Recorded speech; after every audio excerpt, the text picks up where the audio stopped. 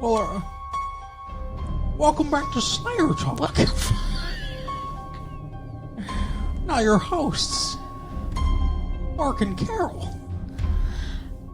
Okay, no, that does not sound like Skeletor or a witch or anything other than some kind of really weird redneck. It's. What do you mean?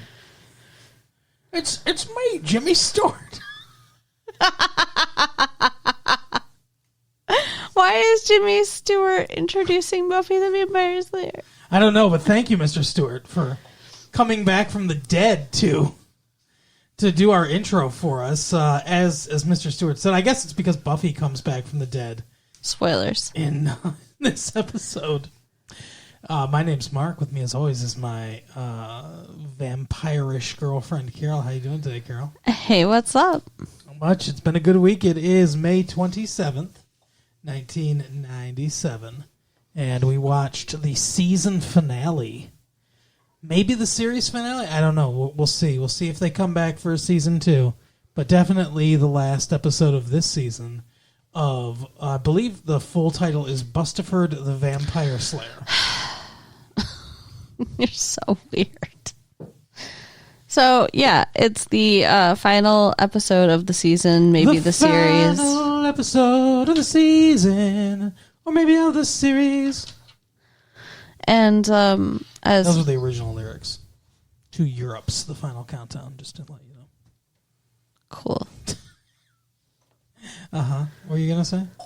So, as Mark, spoiled for us here, Buffy is supposed to die in this episode. It's the prophecy of the Codex. The prophecy girl. The whole reason that they went to get the Codex, or that Angel went off screen to get the Codex, is because so it can say that Buffy's going to die.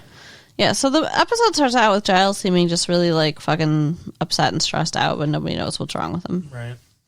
And it turns out that that's what it is. He calls Angel on the phone. It's kind of funny because he calls him and he's like, I need to see you. And he's like, well, of course, after sunset or after dark or whatever. Right. So, like, I'm curious about this. Was, like, Angel just, like, sleeping and got woken up from his vampiric sleep by a telephone call? I didn't think you could just wake up from that shit. Seems odd, right? Right. I bet Giles just has his phone number, too. Right? When did they become BFFs? I don't know. He's got a vampire's phone number. So, all this weird stuff is happening, which we find out from Giles's, whatever, I don't know, friend. I think that something else is going on there. Oh, she hangs out way too much now. The technology teacher? Yeah. She wants something to happen. I think so. But yeah, she's like, all this crazy stuff's happening. It's apocalypse stuff. Like, what did she say? A baby was born with its eyes facing inward. Yeah. What the fuck is that? How is that an apocalypse thing, by the way? Like, I don't know. Like, why does that signify the apocalypse? I don't know. A cat gave birth to a litter of snakes. Yeah. That seems more apocalyptic. I guess, yeah. And there was one other weird thing she mentioned. What do you think? How do you think that cat felt? Ugh. So gross. Actually, probably easier to give birth to a litter of snakes. Oh, for sure, yeah. How do they know that the cat wasn't just didn't eat Thai food or something? Ew. Gross.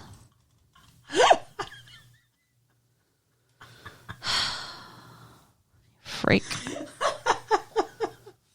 So Buffy is noticing there's a lot more vampires too. Sure, she kills like 3 of them in one night. I guess that's her new personal record or whatever. And when she comes to talk to Giles, she sees then that Angel is with him because he's called him, right? Mm-hmm.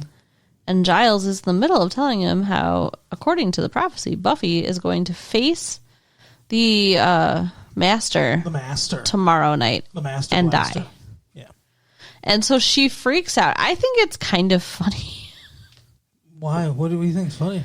Well, just the way she handles it, because she's like, I quit. I'm just going to quit. I think the whole scene's actually really, like, very good acting and really emotional. It is, but it's still like so. Like you think you can just quit being a Slayer? Well, Like, yeah, it is kind of funny. It's just like I'm turning in my Slayer gun and my Slayer badge. yeah, and like she rips off the necklace that Angel gave her and throws it. It's Yeah. like That's her Slayer badge. that's the stupidest thing she could do right now. Hey, let Right. me disarm myself against Right. vampires. And then supposedly this prophecy. Okay, so like. We know that the Anointed One is supposed to lead her to hell. Like she's not, and it says she will not know him. You know what's weird though? Huh. Is the Anointed One leading her to hell is basically just him taking her by the hand and being like, "Yeah, it's over here." Right? Yeah. That's all. That's all he does. Like, couldn't the master have just gotten a real estate agent to do that? And here you'll see we've got the Anointed One, and here's the master. But I mean, like according to the Codex, it's a child. So like when she walks out and sees a kid, she knows it's him. Yeah, she even says, "I know who you are." Right. But it says that she will not know him. It's a lie.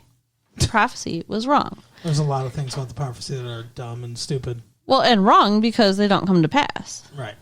Because it also says that the Hellmouth will open and demons will come and kill everybody. Mm-hmm. Which doesn't happen. Right. Because, you know, it's, I mean, the Hellmouth opens, I guess. I guess. Well, the Hellmouth opens and the Rocky or the Little Shop of Horrors comes out of the ground. Yeah, I was like, what the fuck Did is you that? notice that? Like, I expected it to be, "Feed me, Willow!" Right?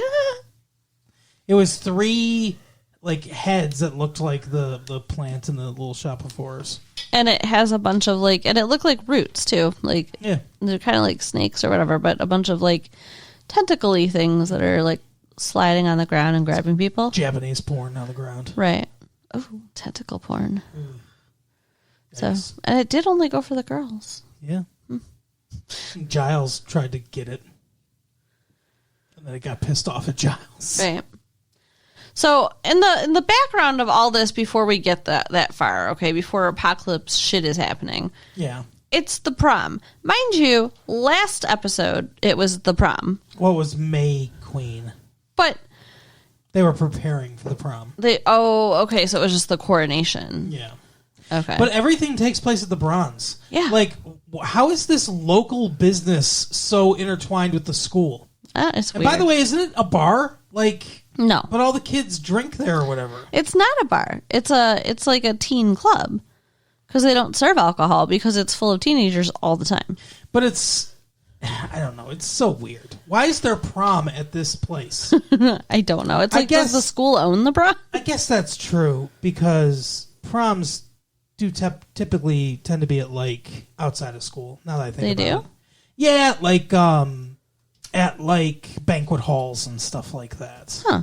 Like a wedding reception. Sort of, yeah. But I don't know. It's just weird. They booked the Bronze. It is weird.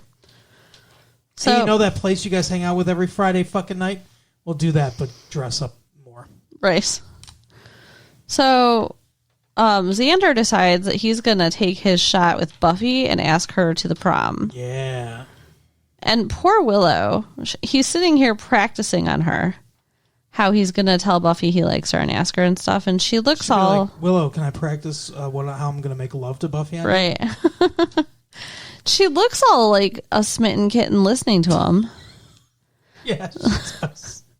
Like, Like a smitten kitten. I- Not one giving birth to snakes. right. I don't understand how he does not understand that she likes him. Because he's an idiot. Yeah. It's the classic love triangle story. He only has eyes for Bustifer. Stop calling her that. Isn't that her name? No. What is Buffy short for? Nothing. You don't just name someone Buffy. I think you do. I really do. Buffleton. Stop. If you're going to do it, at least come up with a name that sounds like it belongs to a girl. It's Buffleton Ann Slayer, or whatever No. her name is. No. What's her last name? Summers? Yeah. Okay, but I'm sorry. It's Bufftilda Ann Summers. That's her full name. What the fuck? Okay, so Xander asks her and gets shot down because duh. Like, She doesn't like him. Has never shown any signs that she likes him. And he has this whole speech, like, it's ridiculous.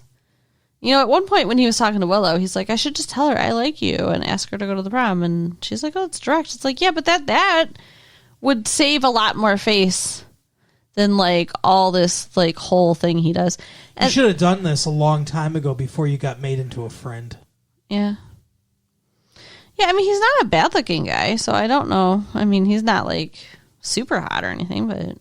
This whole exercise makes him look like a giant loser, though. Yeah, for sure. And then when she says, like, he's like, you either feel something for someone or you don't. She goes, I don't. And instead of just being like, oh, okay, ouch, and walking away, he's like, well, try, I'll wait. Like, what the fuck, man? Yeah. Like, they try to ride the line between sincerity and quippiness, and it doesn't work in this instance. nah. But try, I'll wait. First of all, you either do or you don't, and she says I don't. So obviously there's no try. Exactly. There is no try. Do or do not. There is no try. Correct. Exactly. So he's Yoda all nods in approval at Buffy's response. Huh? I said Yoda nods in approval at Buffy's response. So then he's all sad, and then he tries to ask Willow to go to the prom because Buffy turned him down. He doesn't ask her to go to the prom. He just says, "Oh, we'll go together then, I guess." Yeah. You're good enough, you sack of fucking potatoes. And she's like, why would you ever think that's okay? Like, I'm glad she stood up for herself. Agreed. I wish she'd stop mooning over him, because the whole him being in love with Buffy and her being in love with him, it doesn't work. It doesn't work for me. I don't think it works for the show. They're the Scooby Gang, you know? Yeah. Fred's fucking Wilma. No, what's her name? What? Daphne. There you go. Fred's fucking Daphne. That's all there is to it. And who's Fred and who's Daphne? In this case, I guess Angel is Fred and Daphne's, of course, Buffy. And then Shaggy and Thelma are Xander and Willow. Yes. Wow. Okay. I guess. It didn't even really occur to me to put Angel in the Scooby Gang. Well, there really is no Fred. Yeah. Buffy plays the dual role of Fred and Daphne. Okay. In the Scooby Gang. Sure. I mean, he is for sure Shaggy. Yeah. She's Velma. Yeah. All right. She just doesn't wear any glasses. Maybe Giles is Fred, but he's just not fucking Daphne. I guess. But he's not really part of the gang. No, he's more of like a Velma older. Yeah, he does wear glasses too. Right. He could be jinkies. But, okay, so then Xander's like, okay, I'm not going to prom, and he's just, like, going to lay in bed and takes the phone off the hook when they're trying to, like, call him and be like, hey, the world's ending. He's just like, fuck it. Right. Because he's listening to Patsy Cline or whatever, country music, as he says, the music of the depressed or whatever. So, then when they finally do tell him, I don't remember how they tell him. Tell who? Xander. They get him to know that bad things are happening. They get him to know. I don't remember how. Something fucking weird's going on with Cordelia that they never flesh out in this episode too. Oh yeah. Because she's talking about how cute like her boyfriend's being or whatever, and he's like, "Yeah, normally I'm an asshole, but I'm being so nice now." And then he didn't show up to hook up the sound system at the Bronze, and she was like, I should be so annoyed, but it's like, I don't know, I just find it adorable. And they see them in the like audio visual room or whatever. I don't know, it looks like a fucking TV room at an old folks home. I don't know what part of the school this is, but there's a couch and a TV there. Yeah. I don't know any high schools that have that. But she's like, oh, see, look, they're watching cartoons. It's just so cute, isn't it? And like, she's like, but I should be mad. They don't explore it. It doesn't make any sense. Was it her boyfriend? Yeah. And then Willow walks in there, and because they were making out in that car. Okay. And they heard Buffy killing people. Right. Or vampires. And so Willow walks in, and they're all dead. Yeah. Yeah, there was like 5 dead bodies at the school, which they never address. Yeah. There's a bloody handprint on the TV. That was pretty creepy. Well, Willow apparently was on the television. Mm-hmm. And then Buffy goes to talk to her. And Buffy's like, I can't let Willow be sad, so I'm going to go kill myself by becoming the Slayer again. And picking up my badge again. But before she decides to go be the Slayer again, her mom gives her a prom dress. A lot of this reminds me of the movie. Very much. It's like dance, dress. She's wearing like you pointed out, she's wearing like the leather jacket over this dress. And it's a white dress like it was in the movie. I feel like this is Joss Whedon just kind of doing the movie the way he wanted the movie to be done. Maybe. I mean, that seems quite possible. Anyway, so she goes, Giles decides he's going to fucking do it. And like in the movie. Yeah. That's true. The Watcher ends up going after the Master and like trying to save her or whatever and gets killed. The same thing, but Giles doesn't get killed. No, she punches him in the face. Yeah. And then leaves. And I guess Willow goes to Xander. Yeah, somehow Xander is made aware that Buffy's in danger, that the apocalypse is coming, and he says, I don't care about the apocalypse, I just want to save Buffy. Yeah. What a fucktard. There's a lot of selfish people in this episode. Right? I don't care about anybody else. But he goes and he gets Angel to help him. Mm-hmm. And they I believe his name's pronounced Angle. And they dash off into the sewers to save Buffy. Because he's like, I know you can find the Master, and it's like, what the fuck is the point of the Anointed One? Yeah. Makes no sense. No, yeah, just the little boy just creepily leads her down where the Master is and then walks off screen. That's the whole reason. He doesn't say anything. It's ridiculous. They flipped over a whole bus for that. Right? Like, couldn't anybody have led her to hell? So, yeah, exactly. Whatever. So, fucking, she goes down there, and it looks like, I guess, Liberace decorated down there, because there's about 75,000 candelabras. Right. Just all over the place. Really weird. And, she has brought a crossbow with her, just again, like in the movie, she had a crossbow, I believe. And he catches it. Just like in the movie. Yeah. Yeah. So she tries to shoot him, and of course, like Mark said, he catches it. So that doesn't work. And he ends up grabbing her from behind, again, like the movie. Not in a sexy way, though. No. And unlike the movie, he bites her. That does not happen in the movie. Yeah. She's like hypnotizes her or whatever. He bites her and then throws her into the fucking water. Yeah. The sewer water. Falls into the sewer water. Well, yeah. I just, again, have to say, at no point in this episode is her dress messed up. There's no blood. There's no dirt. She's hilarious. Been in the sewer. Yeah. Her dress is still pristine at the end. Yeah. She definitely has a bacterial infection in her lungs now, right? So that sewer water. So Angel and Xander find her face down in the water, and she's dead. She has died. Yep, just like the prophecy said she would. So, yeah. And that's it. That's the end of the show. Yeah. That's why we're not sure if they're coming back. No. Angel, determines she's dead, and then he's like, I don't have any breath. You have to do CPR, Xander. Xander's the one that suggests CPR. Oh, yeah. But he brings her back. Brings her back to life. So. And then she fights the fucking Master. Well, but when she gets up from being dead, they're like, oh, you're still weak. She's like, no, I'm strong. I feel good. And it's kind of weird and cheesy. Like, her and Angel and Xander are like walking up to go fight people. And they've got the theme music from the show playing. And she just looks like, I'm all badass. And, I don't know. It seemed I didn't love it. I didn't either. It was not good. Yeah. And I guess the Master got power from her or whatever, because he's like, if you hadn't come, I wouldn't be able to fucking break the surface. And then he gets to the force field or whatever, and he's able to go out.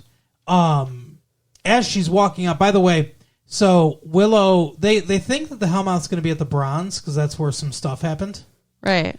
And so they go out there, and the Willow and the female teacher, and they end up walking into a Fredder commercial. Do you remember those Fredder commercials? No. It was like all foggy and night, and people were walking around and going, Fredder. That might be where that nightmare I have comes from.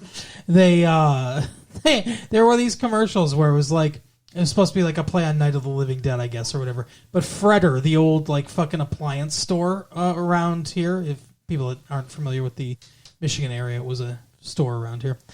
They'd walk around, they'd be like zombies or whatever, and they're like, Fredder, they were going to the store. Yep. Yeah, I don't remember that Looks at all. just like those commercials. But yeah, so they're surrounded by vampires. So they jump in the car. Of Cordelia. Yeah, Cordelia's there. Why? She pulls up. How? Yeah. She just pulls up. Just randomly. Mm-hmm. So they jump in her car and drive through the school. Yeah, because they need to get to the library the fastest way possible. Into the library, like that's going to be safe. I don't know why. And guess what? Turns out the Hellmouth is under the library, by the way. Not the bronze at all. It makes no sense. Well, I think they have some weapons stored in there. I think that's why they thought they had to get to the library or whatever. But so Buffy fights the Master. At one point, Giles overturns a table, so it's a big wooden stake. Right. She flips him over the skylight that the fucking... How rich is this school that the library has for some reason? He falls into the stake and then, disintegrates like they do, leaving behind a fucking freshman biology skeleton. Well, no other vampire leaves anything behind. Why did he leave a skeleton? And then they walk off into the sunset like everything's fine. I have so many questions. What are your questions? Well, one, if they come back for another season, how are they going to explain the aftermath of all this? Right. The school is destroyed. I mean, at least part of the school is destroyed. It's true. Charisma Carpenter, or Cordelia, is going to jail for fucking doing that stuff. They've got a giant skeleton in the middle of the library. They just left. They went to go to the Bronze to go dance. Yeah. Yeah, Giles and the teacher were talking about dancing. Yeah. Second thing. She was bitten. Yes. She was bitten by that vampire, the Master, and died or whatever. She didn't turn into a vampire. What the fuck? Does she have the powers of Blade? Have you ever read the comic book Blade? I've heard of it, but I haven't read it. So Blade is this British dude that sounds he's from like fucking whatever. He's from Liverpool. So he sounds like the Beatles. Hello, I'm Blade. But it's just me, Blade. He was born with the ability to not be turned into a vampire. That's his superpower. Interesting. It's a Marvel comic, but yeah. So because his mom was attacked by a vampire or whatever when she was giving birth to him, I think she got killed by a vampire when she was giving birth to him or something like that. But because of that, for whatever reason, he is immune to being turned into a vampire. Huh. Does he have superpowers other than that? No. Those are his only powers. Okay. Yep. This is Marvel Comics Blade. Interesting. And, yeah, so they... does she have that power? Does she have Blade's powers? Maybe because she's the Slayer. Maybe she can't turn into a vampire. Maybe. I was thinking, the fucking Skeletor, the Master... I want an anointed one. I'm on the surface now. He's gone now. So it's like if they come back for another season, then they have to have a new big bad, I guess. Yeah. So either they do that or maybe she gives birth to him Nightmare on Elm Street Part 2 style. What in the actual fuck are you talking about? Because he bit her. So he emerges from her. Not like an actual birth, but like breaking out of her, or whatever. Gross. I don't think they're going to do that, no. Gross. What the fuck? I mean, and then how could they continue the show if she's dead because he broke out of her? Healed from it or whatever. Gross. It's like how Athena sprung from the head of Zeus or whatever. He was fine after that. Or in Leprechaun, how, the guy peed him out of his penis or whatever. That guy wasn't fine, though. He was not. No. But yes. Yeah, I don't anticipate that happening. That sounds dumb. You remember Friday the 13th, or not, Nightmare on Elm Street Part 2? Where he breaks out of them. Kinda, yeah. Anyway. But yeah, so I have, she got bitten, nothing happens. What the fuck? Are they going to address that ever? I don't know. We'll have to see hopefully next season. How do you get bit and not turn into a vampire? Because she's Buffy. That doesn't explain just like any weird thing. It's like it's a hellmouth. Yeah. Doesn't make any sense either. It's the Hellmouth and the Buffy. By the way, and the Buffy. I thought the Buffy. The Slayer. Buff. What did I say? Buff Tilda? Yeah, Buff Tilda. Bufford. Michael Buffer. Anyway. That's the guy that goes, let's get ready to rumble. I don't know. Do you want to see another season of this? I do, don't you? Yeah, I guess. I mean, I'm invested. I'd like them to go in different directions. There's a line in this. I mean, like, I'd like them to expand this a little bit from feels small. This finale feels small. It feels like it's confined to the story of the movie. Right. Like she's reliving it all over again. And I didn't like that about that. I wanted them to go someplace new. So if they come back for another season, I hope they go in new places. Yeah. I hope they have more vampires. Yeah, I guess. I don't really care. They can do Monster of the Week. I don't care. I think it's funny. There's a line in this where someone unironically and without any humor says to Giles, I helped you cast that demon out of the internet. I think that would earn me some trust. What the fuck? How do you write that line and not, with a straight face? Well, I mean, it made me laugh out loud, so maybe they weren't writing it with a straight face. I don't know. But all in all, what did you think of this episode? I mean, I thought they could have done better. Yeah, I agree. It was a little hokey. It was a little hokey. Like I said, I think it was a little small. Story was too confined to me. Yeah. And we're talking about the end of the world, too, by the way. And but it's not, it doesn't seem that big. It was just there, yeah. But I mean, it would have gotten worse. It would have been bigger if she hadn't killed the master, I'm sure. I guess. It would have been bigger if they had more money. They spent all Right? that money on the fucking computer-generated effects of that three-headed Little Shop of Horrors thing. Yeah. I always thought that the Hellmouth was like a literal mouth to hell, like a hole. Yeah, that's what I thought too. Hell, not this creature. Well, do you think that the creature was supposed to be the Hellmouth, or do you think they're just saying, "Oh, the Hellmouth is open, so this creature came out"? When they said, "Oh, Hellmouth," looking at it. Oh, maybe, like he was like, "Rise, my pet," or whatever. Like maybe that's that was one demon trying to come through, right? Because the demons are supposed to come out and kill everybody. everybody. God, if each demon took that long to get out, this apocalypse would take forever. Maybe it would. It's not the apocalypse; it's the waiting that gets you, right? But yeah, I mean, what did you think? Now we're done with the first season, so we won't be back with.